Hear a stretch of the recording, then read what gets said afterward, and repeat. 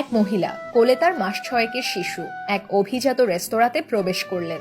শিশুটি ক্ষুধায় কাতর, তাই জননী এগিয়ে গেলেন ব্যবস্থাপকের কাছে। কাতর স্বরে বললেন, আমার বাচ্চাটি খুব ক্ষুধার্ত, 1 কাপ দুধ কি পাওয়া যাবে? ব্যবস্থাপক উত্তর দিলেন, অবশ্যই দুধ পাওয়া যাবে, তবে এখানে 1 কাপ দুধের মূল্য হবে 100 টাকা। জননী দ্বিধা করলেন না, সন্তানের ক্ষুধার্ত মুখের দিকে তাকিয়ে 100 টাকা দিয়ে দুধ কিনে নিলেন। পথ চলতে চলতে কিছু সময় পর শিশুটি আবার কেঁদে উঠল। জননী দেখলেন পথের ধারে একটি জীর্ণ চায়ের দোকান। তিনি সেখানে গাড়ি থামালেন।